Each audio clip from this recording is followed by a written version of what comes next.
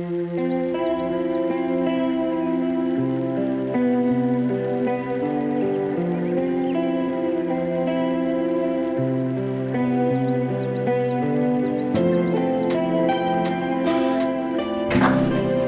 thank everybody for coming.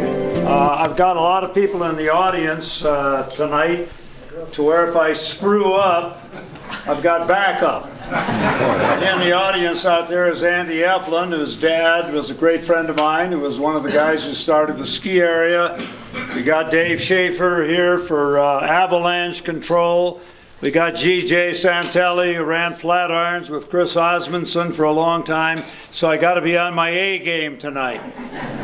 So I'm going to start this off by saying that if there was ever a place that was made for skiing, it was Crested Butte. High elevation, near 9,000 feet, perpetual sun. The La Vida Hotel in Gunnison gave a free meal to anybody who was staying at the La Vida when the sun did not shine at any time during the day. And they paid off 9 times in 25 years. Great terrain, the Elk Mountains, tremendous champagne powder, and Crested Butte has one of the great traditions of skiing in the United States, going way back to the 1860s. A man named George M. Darley, who started the first church on the western slope in Lake City, the Presbyterian Church, which is still there in 1876, skied with the Bible over Engineer and or Cinnamon Pass, down into Animas Forks and Silverton to bring religion to the miners in the San Juan. And both those passes are pretty high.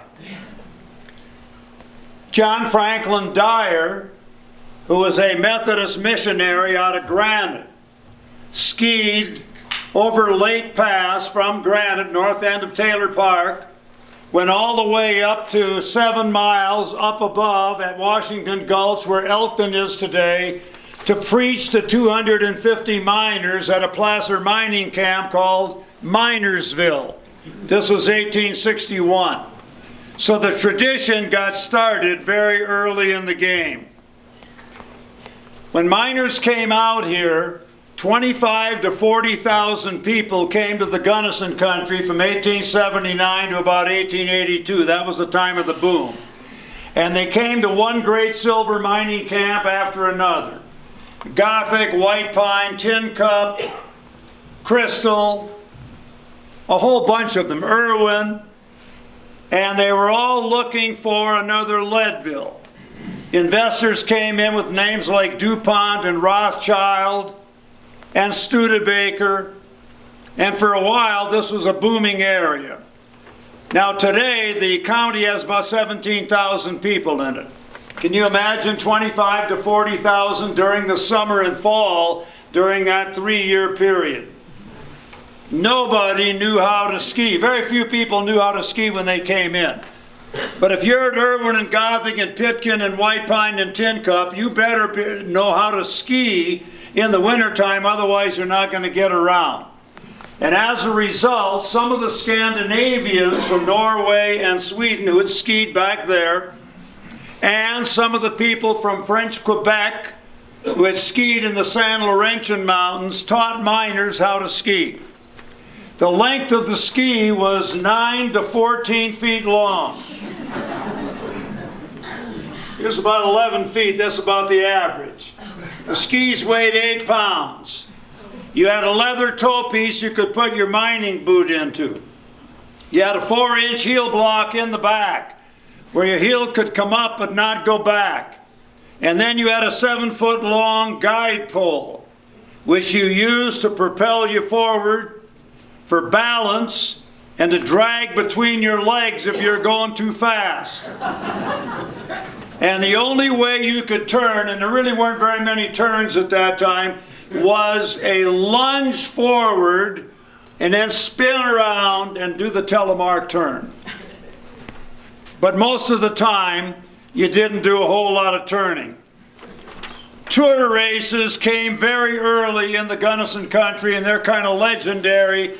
They have been written up in Manhattan Magazine, Harper's Weekly, and a whole bunch of areas back in the East. And two of the great skiers that we ever had out here, one was a guy by the name of Al Johnson, everybody knows about. Al Johnson was a mail carrier who carried the mail from Crystal to Crested Butte and then Crested Butte back to Crystal. Once a week. Crested Butte, Gothic, Schofield Pass at 10,700 feet, past Emerald Lake, through the Devil's Punch Bowls, and then down into Crystal. He was known as the champion snowshoer of the Rocky Mountains. Now remember, the word snowshoe back then means skis today. Snowshoes of today were then called Canadian webs. And Harry Cornwall, a mining engineer, came in there very early, said you couldn't use the snowshoes, Canadian webs, because it sank so deep into that light powder snow. So Al Johnson is one. The other guy, lesser known, but probably even more important, was a guy named Alex Parent from Tin Cup. Alex Parent and Al Johnson were both from French Quebec in Canada. And they both grew up at about the same time. And they both competed in great tournaments out of Montreal and Quebec. They skied against each other. Still looking for more information on that. Alex Parent would carry the mail on skis in the winter, horseback in the summer, start at St. Elmo on Chalk Creek on the east side of the Continental Divide. Go over Tin Cup Pass at 12,154 feet. Come into Tin Cup, 25 miles to the north, over Taylor Pass at about 11,000 feet, down Express Creek into Ashcroft, and 11 more miles into Aspen. 3 days on skis in the wintertime. Both of them were legendary individuals. Every mining camp had great skiers because they all learned how to ski pretty well. And every weekend in the wintertime, they had big competitions in the different mining camps. One week it would be Crystal, another week Gunnison, and then Irwin, and then Gothic, and then Tin Cup, and you get the idea. $25 first prize. Now that's more than a miner could make in a week. So there was tremendous competition. And the greatest race of them all was held in Crested Butte on Washington's birthday in 1886 on the flank of Gibson Ridge, just outside of town to the south. 1,000 people came from Gunnison on a special Rio Grande train to watch the competition. They're all drinking, they're all betting in preparation for the race. Heats were held. And eventually, the winner of the last 4 heats went into the finals. And there they stood on top of Gibson Ridge. When I asked some of the old timers, I said, how the hell could they ski on Gibson Ridge with all those trees? Said there weren't any trees back then.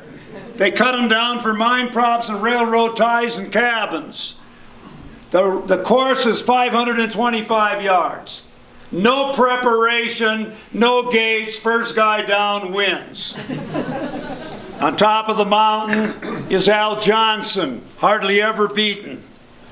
He's got his back to everybody, putting what they call dope, or favorite wax, on the bottom of the skis. Another guy's Harry Cornwall, mining engineer from Irwin. Another guy's Al Fish, mining engineer from Irwin. And the last one is a 16-year-old boy from Crested Butte named Charlie Bainey, who the newspaper said had fairly been raised on shoes. A rifle shot sent the 4 men down Gibson Ridge. Very early, Cornwall and Fish are out of the race. And now it's Johnson and Bainey. And the newspaper account said, the light, nimble little fellow doubled himself up on his shoes and shot down the mountain like a speeding bullet. They knew how to write in those days. Charlie Bainey had gone into a racing tuck. Al Johnson's mother and father did not race a dumb kid. He saw what Bainey did, and Johnson did the same thing and temporarily passed Bainey. But at the end, as they flashed through the finish line where the railroad tracks were and 1,000 people watching, Charlie Bainey had beaten the great Al Johnson by 18 inches. It took him, said the newspaper account, 16 seconds to go the 525 yards down Gibson Ridge in the greatest race of all time, the great race of 1886. And then, unfortunately, as the song goes, the good times were all gone. The silver panic came in 1893, and the price of silver plummeted to 58 cents an ounce. And at that price, all the great silver camps collapsed, became ghost towns. Nobody there anymore. But in Crested Butte, the population was still going up because of coal. CF&I Big Mine, the Pershing, the Peanut, the Robinson, etc. were all open. And all of the local people of Crested Butte continued to ski. Chocolate Peak on the hill on the west end of Elk Avenue. Chicken Ranch 1 mile up the Slate River. Marshall Pass outside of Sargent's. Monarch Pass. Quicks Hill. Flank of Mount Emmons. Josiah, an old-timer, said they used to have 3 or 4 kids go up, ski the flank of Mount Emmons, not all the way to the top. They'd leave around 5:30 or 6 and be in school at 8:30 when the bell rang. So the skiing never stopped. And then, in the 1930s, Billy Fisk, who had been a gold medal winner in the bobsled race in the 32 Olympic Games, and a rich man named Ted Ryan got together, and they built the Bavarian Highland Lodge at Ashcroft. And Andre Roach came, a great skier out of Austria, and he skied Mount Hayden up above, and he said, this is one of the top 3 ski areas possibly I've ever seen. But the dream died because Billy Fisk was the first guy killed flying for the RAF in World War II. And Ted Ryan gave it up. But a couple of years later, Aspen got a boat tow, powered by the back end of an automobile, taking 8 people in what looked like a rowboat, 500 yards up to Ajax Mountain. And he would ski. Rope tow came in at Berthoud Pass. And then, on February the 13th, 1938, a big celebration came on top of Marshall Pass. Marshall Pass parallels Monarch Pass, and that's where the railroad came into the Gunnison country in 1881.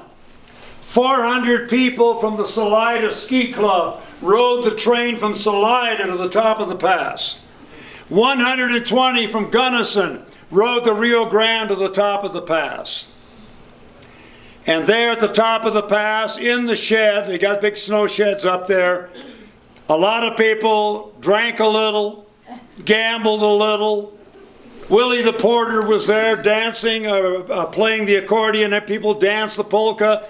People tobogganed and skied off the top of Marshall Pass. When you skied on Marshall Pass, you skied down the west side to the Shawano Switch. And then the engine would go down, pick you up, take you back up to the top, and for 10 cents. And you could get 3 runs. And when it was all over, people dreamed of the day that maybe there would be a ski area somewhere in the Gunnison country. But World War II kind of intervened. Then, during the winter of 1939 and 40, before the war broke out, local people from Gunnison went to Cumberland Pass near Tin Cup, Taylor Park, got cables and towers from the Blistered Horn Mine, brought them 3 miles up Cement Creek, and put in the first chairlift in Colorado called Pioneer during the winter of 39 and 40. 65 chairs made in people's garages. You'll see the primitive nature of it on the slides here in a minute or two. The big run, the steep run, was called the Big Dipper and the Little Dipper. And the Milky Way was easy, and the name of the lift was called the Comet. First chairlift in Colorado. 3 other areas opened up that winter. Wolf Creek Pass, Monarch Pass, and Winter Park. And then the war intervened. And when the war was over, Pioneer began to get phased out because it was very steep and the Forest Service thought it was getting too dangerous. And as a result, because the Western States ski team needed a place to ski, they found the Rosman Ranch. And in 1951, 2 rope tows started with a jumping tower and a big jump at Rosman Hill, 3 miles south of Crested Butte. And one great intercollegiate race after another was held at Rosman Hill. And Rosman lasted until 1961. Also during that time, from 51 to 55, 1 mile up the lower loop, right where local people call that cement foundation the Gronk. We know what I'm talking about? That's where the Pershing coal mine was. And that's where the local people from Crested Butte built the Pershing mine ski area with a rope tow and a jump. And for 4 years, the kids at Crested Butte ran slalom gates and jumped. Now it is 1961. And Andy's going to cover this very well on the 3rd. But a guy named Dick Eflin, who had been in the Air Force in Germany, and his partner, Fred Rice, had been fraternity brothers together in Kansas, came to this area, and Dick told me that he stopped at Tony's Tavern. And Tony Capuchin, an old-timer, was bartending. And Dick was wowing them with the great scenery and the great terrain and the heavy snow. And Tony Capuchin said, "You can't eat snow." He was used to having mines. And on top of that, he said, when you make that turn and look at the Elk Mounds for the first time, that was called Klondike Curve, because you're in the Klondike now when you make that turn. Crested Butte Ski Area opened up during the winter of 61-62. T-bar, J-bar, rope tow. One of the Molensic barns down below was the beer stube, and we're underway. Crested Butte missed by 1 month of having the first gondola in Colorado history. Vail beat us by a month. But in January 1963, I'm first learning how to ski. I was there. Father Leo McKenna of Gunnison blessed the gondola as it opened up, which then broke down 50 yards out of the shack. And Father McKenna slipped in the parking lot going home and fractured his kneecap. When I visited him in the hospital, I said, "Father, I've been a good Catholic all my life, but after your performance today, I'm thinking Protestant."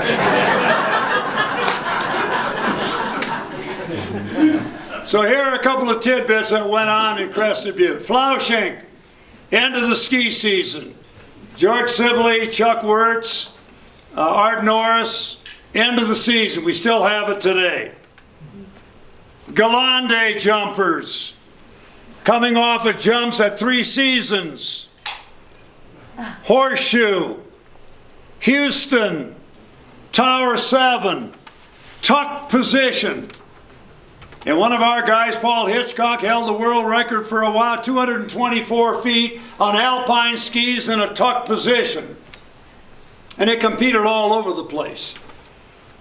And then, in 1973, Michael Grazier, coming off of Tower 7, did the first triple backflip in history and landed it. He told me he was in the air so long he gave momentary pause to maybe try for 4. Roger Evans, better known as Ramjet Evans, and Michael Grazier are at the competition, jumping competition at Alta, Utah, 1973. And they both told me that one guy had done a flip and gone 170 feet down the hill. Looked like he was going to win. But now Grazier and Evans came off the jump together, holding hands. Grazier did a front flip. Evans did a back flip. They landed it, and they won the competition. North Face opens up for extreme skiing early 1970s. Al Johnson race starts 1974. A ex-Western State skier named Rick Borkovic wanted to get out in the back country and ski without carrying his damn skis. He's got cross-country skis. So he goes to the flank of Mount Axtell in 1974 and he begins to practice. And that's where the first Al Johnson race was held. And he is the guy who reintroduced telemark skiing. And that's why they have that Al Johnson race today. Grand Traverse gets started. Flying Bambini Brothers. You're going to see them in a little bit. 10 guys, 7 from Crested, Butte, 3 from Steamboat. Going along that big lip on the west wall today, T-bar then, holding hands, doing a backflip and landing it holding hands. When I gave a talk to the ski patrol last year, I said, I've heard that some of the 7th and 8th grade kids are going to try that, and there was a big moan from the And then there is the legend of Garth Hammond. Garth Hammond was a Western State student. And about 1969, the first Floushing, I'm skiing with 2 of my friends. And it's a hot day, and we left our jackets on the bottom of Keystone. And they had a big slalom on the Keystone Run. And there were about 500 people there. And I told my friends, you guys go ahead and go on up and I'll grab the jackets and hike up. And the closer I got, as people began to come down, one guy comes down and there was an unbelievable roar. And I'm looking at this guy from a distance. It doesn't look like he's doing anything spectacular on skis. But as he got farther down and I got closer to him, I could see that he was nude. He was arrested by the ski patrol, put in the back of the sheriff's car, heading for Crested Butte. Near Jack's cabin, a call came over the intercom in the sheriff's car. Said a person had stolen the cars heading towards Crested Butte. Be on the lookout. Near Jack's cabin, they see the car. The guy who stole the car runs it into a snowbank, runs into Kenny Span's field. Garth Hammond is in the back of the sheriff's car in handcuffs. Says to the sheriff, you take them off of me, I'll go get that guy for you. Sheriff is in no condition to get the guy, takes the handcuffs off. Garth Hammond runs in, gets the guy. The guy is now in handcuffs and Hammond is running shotgun with the sheriff in the car. Thursday, newspaper comes out. Big picture of Garth Hammond. Local hero captures thief. Not one damn word about him skiing nude. 1975 or 6. End of the ski day. I am in Tony's Tavern, having a beer and a hamburger. Guy walks in with a guitar, asks Whitey, the bartender, would you mind if I strum my guitar a little? Well, in about 15 minutes, the place was jammed and people were fighting to get in the door, and we were all singing. Some people say that there's a woman to blame, but I know it's my own damn fault. Jimmy Buffett walked in, played 3 hours free. 3 hours, I never left the bar. There were 11 ski areas in the Gunnison country with lifts. 4 of them in and around Crested Butte. Pioneer, Pershing, Crested Butte, Rosman Hill. We go with the other ones, Lake City and Monarch and Cupelo and Craner Hill and White Pine and so on.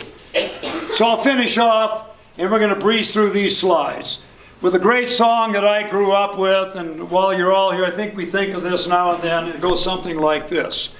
Once upon a time there was a tavern where we used to raise a glass or two and laugh and while away the hours and think of all the great things we would do. Those were the days, my friend. We thought they'd never end. We'd sing and dance forever and a day. We picked the life we choose. We thought we'd never lose, for we were young and sure to have our way. And when I think of all of us in Crested Butte, we're damn lucky we have had our way. I'm going to sit down now, shut up. Hayden's going to take the slides. We're going to roll here.